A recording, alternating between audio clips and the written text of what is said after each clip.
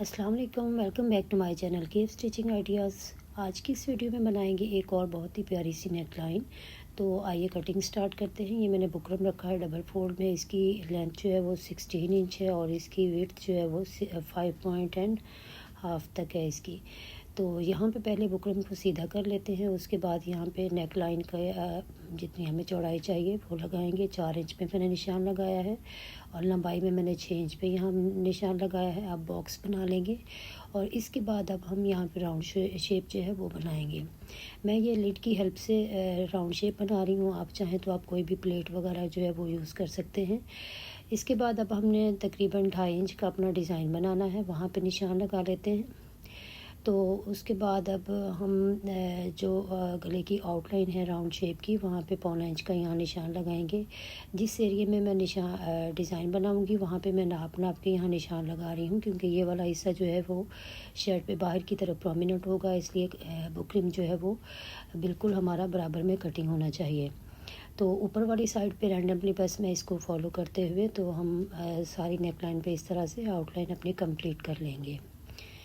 इस तरह से ये नेकलाइन मैंने काफ़ी दिन पहले बनाया था, लेकिन बीच में मेरा गला ख़राब हो गया तो मैं वॉइस ओवर नहीं कर सकी, तो इसलिए सोचा कि आज आपके साथ शेयर करती हूँ। अब यहाँ पे हम जो अपना डिज़ाइन बनाएंगे वहाँ पे इस तरह से इसको तिरछा रखेंगे और यहाँ पे एक हम लाइन ड्रॉ कर लेंगे तिरछे। अब उसके बाद हमने जो लेस यूज़ करनी है उसको पहले नाप लेते हैं। ये हमारी तकरीबन 4 पॉइंट तक हमारी ये लेस बनी है, तो इसी के हिसाब से अब यहाँ पे हम निशान लगाएंगे। जितनी आपकी चौड़ी लेस है आपने यहाँ पे यूज़ करनी है, उतना ही आप ये स्लिट जो है वो उसको उस हिसाब से आप कटिंग करेंगे।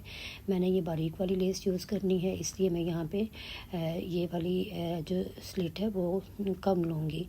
तो ये टोटल जो हमारी स्लिट है वो तकरीबन 16 इंच तक हमारा हमने बुकरम लिया था, तो 15 तक हमारी नेक लाइन जो है वो रेडी होगी।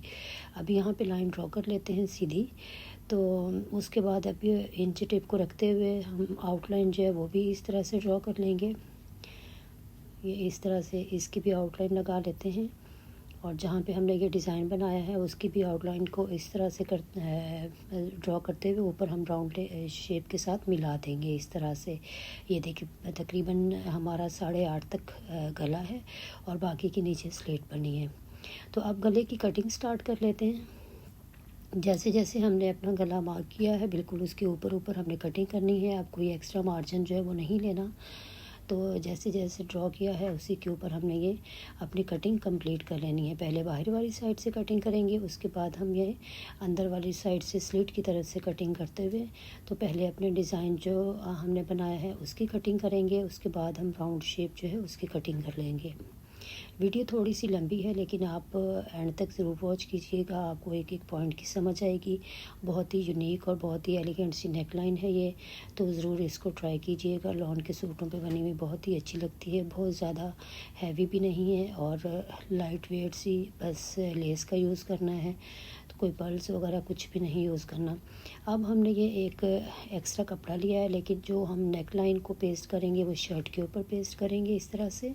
ये मैंने पेस्ट कर लिया है नेक लाइन को। अब जो हमारा एक्स्ट्रा कपड़ा है इसको इस तरह से नीचे रखेंगे शर्ट के और ऊपर हम अपनी शर्ट को इस तरह से सेट करके इसका सेंटर अच्छी तरह से मेजर करते हुए तो पहले हम इसके सेंटर में एक रफ़ सिलाई जो है वो चला लेंगे पूरी नेक लाइन में, ताकि हमारा गला जो है वो सही हो रहे अपनी जगह पे, मैनेज करना उसको इजी रहे।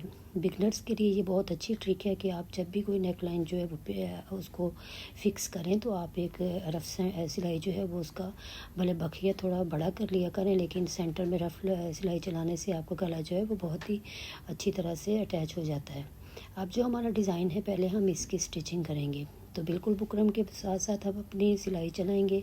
बुकरम के ऊपर सिलाई नहीं होनी चाहिए और नीटनेस से हमने ये सिलाई जो है वो अपनी कंप्लीट कर लेनी है। इस तरह से बिल्कुल हमारी सिलाई जो है वो साथ साथ होनी चाहिए। और उसके बाद हम पहले ये वाली जो हमारी नेक लाइन है इसको रेडी करेंगे, जो हमारा डिज़ाइन वाला पोर्शन है, उसके बाद हम अपनी राउंड शेप जो है उसको रेडी करेंगे। तो ये सिलाई जो है हमारी कंप्लीट होने वाली है। बस इसको जहाँ से हमने स्टार्ट किया था वहीं से हम इसको ख़त्म करेंगे और धागा निकाल लेंगे। उसके बाद एक्स्ट्रा जो हमारा कपड़ा है उसकी कटिंग करके तो गले को हम पलटा लेंगे।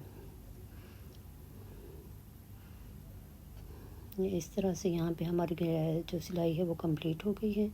अब हम अपनी मशीन को बाहर निकाल लेंगे और कटिंग स्टार्ट कर देंगे।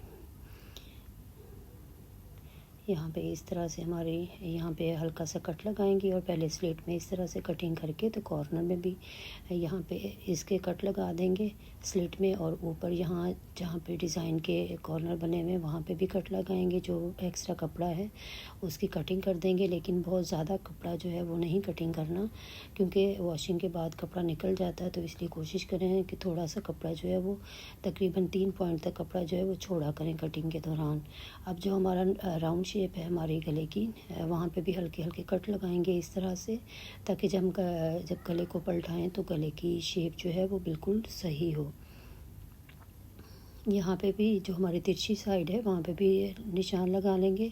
उसके बाद जो ये हमारा राउंड नेक लाइन के ऊपर हमने जो सेंटर में रफ सिलाई चलाई थी उसको निकाल देंगे, ताकि हमारा गला जो है वो पलटने में आसानी हो। और जो हमारे ये नेक लाइन के कॉर्नर हैं इनको भी अच्छी तरह से सेट करेंगे। सीज़र की हेल्प से इनके कॉर्नर जो हैं वो बाहर की तरफ निकालेंगे। पहले जो हमारे ये स्लिट के कॉर्नर हैं इनको अच्छी तरह से सीज़र का एक कोना लेके तो उसको हम सेट कर लेंगे। और उसके बाद ये वाली जो हमारी सिलाई है सेंटर वाली रफ सिलाई उसको भी निकाल देंगे, ये वाली। और अब हम गले को अच्छी तरह से पलटा के तो आयरन कर देंगे। गले की जो शेप है वो बिल्कुल परफेक्ट आएगी। ये देखिए इस तरह से हाथों की हेल्प से थोड़ा सा सीधा किया और उसके बाद आयरन कर दिया यहाँ पे, तो गला जो है वो बहुत अच्छी तरह से अपनी जगह पे बैठ जाएगा। कोई भी ये देखें कोई भी बल वल इसमें नहीं पड़ा और बिल्कुल ही नफासत से हमारा गला जो है वो रेडी हो गया है। अब एक्स्ट्रा कपड़ा जो कटिंग कर दिया है मैंने, गोल जो ऊपर से हमारी राउंड शेप थी उसको भी अच्छी तरह से उसका भी कपड़ा कटिंग कर दिया, और सारा जो हमारा एक्स्ट्रा कपड़ा है उसको यूँ फोल्ड करते हुए यहाँ पे मैंने ग्लू स्टिक जो है वो लगा दी है, क्योंकि मैं इसके ऊपर लेस अटैच करूँगी तो इसलिए मैंने यहीं पे इसको ग्लू स्टिक से फिक्स कर दिया है पहले ही, ताकि जब हम लेस लगाएं तो हमारा कपड़ा जो है वो इधर उधर ना हो। और यहाँ पे अब हम ग्लू स्टिक लगाएंगे, और उससे पहले कि मैंने स्ट्रिप रेडी किया इसमें बुकरम लगाया हुआ है और इसको रेडी किया है। अब यहाँ पे लेस का पोर्शन जो जिसमें मैंने लगाई थी वो मेरा पता चला कि कैमरा ऑफ है, तो इसलिए आपके साथ शेयर नहीं कर सकी। तो अब यहाँ पे दोबारा से मैंने ग्लू स्टिक लगा के तो उस पर ये जो हमारी स्ट्रिप थी वो लगा दी है। अब हम ऊपर वाली साइड पे गले की सीधी साइड पे यहाँ पे टॉप स्टिच लगाएंगे अपनी लेस के ऊपर। तो यहाँ पे अब बिल्कुल नफासत से हमने ये सिलाई चलानी है। आप बखिया जो मशीन का जब भी लेस पे आप मशीन चलाएं तो थोड़ा सा बखिया जो है वो बड़ा कर लिया करें। इससे ये होता है कि एक तो मशीन सही चलती है रवानी में, और दूसरा ये कि सिलाई आपकी अच्छी आती है। तो यहाँ पे अब हमने सिलाई के बिल्कुल ऊपर अपनी लेस के ऊपर सिलाई कंप्लीट कर ली है। अब राउंड शेप में भी इसी तरह से हम अपनी सिलाई को कंप्लीट कर लेंगे। जो हमारा डिज़ाइन है वो ऑलमोस्ट रेडी हो गया है। अब हमने जो हमारी राउंड नेक है उसको रेडी करना है।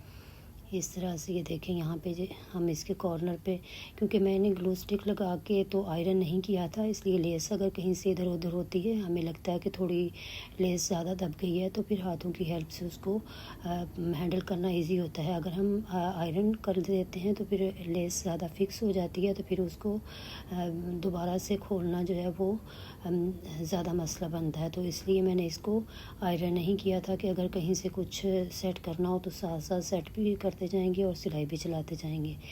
अब हम ये वाला पोर्शन हमारा रेडी हुआ। अब हम राउंड शेप जो है उसकी कटिंग करते हैं। जो एक्स्ट्रा कपड़ा था उसको मैंने हटा दिया साइड पे और बुकरम वाले हिस्से को इस तरह से रखा है ताकि हमें समझ आए कि हमने कितना कितना मार्जिन जो है वो छोड़ा है। तो ये तकरीबन 4-4 पॉइंट का मार्जिन मैंने छोड़ के यहाँ पे कपड़े की कटिंग कर दी है इस तरह से। अब हम कपड़े को जो ऊपर वाला कपड़ा है इसको भी रखेंगे और साइडों से जो हमारा इसका एक्स्ट्रा कपड़ा है उसकी भी कटिंग कर लेते हैं। यहाँ पे इसकी कटिंग करने के बाद इस कपड़े को हम फोल्ड करके तो इसको ग्लू स्टिक लगा देंगे हल्की सी। ये इस तरह से ये होगा कि हमारा कपड़ा जो है जब हम अंदर वाला गला कटिंग करेंगे तो कहीं से भी ज़्यादा या कम कपड़ा जो है वो कटिंग नहीं होगा, क्योंकि ये कपड़ा ऑलरेडी फ़िक्स हो गया है साथ। तो अब हमें राउंड शेप जो है वो कटिंग करने में ईज़ी रहेगा। तो बिगनर्स बहनें जो हैं वो ये सारी ट्रिक्स को यूज़ किया करें, आपकी सिलाई में नफासत आएगी, आपका काम जो है वो जल्दी हो जाएगा और कोई भी टेंशन जो है वो नहीं बनेगी। सिलाई के दौरान होता है कि कभी कपड़ा इधर उधर हो जाता है, हमें समझ नहीं आती। तो अगर आप इस तरह की ग्लू स्टिक वगैरह यूज़ कर लें, इस तरह की ट्रिक्स को फॉलो करें, तो आपकी सिलाई जो है वो बेहतर भी होगी और काम भी आसान होगा।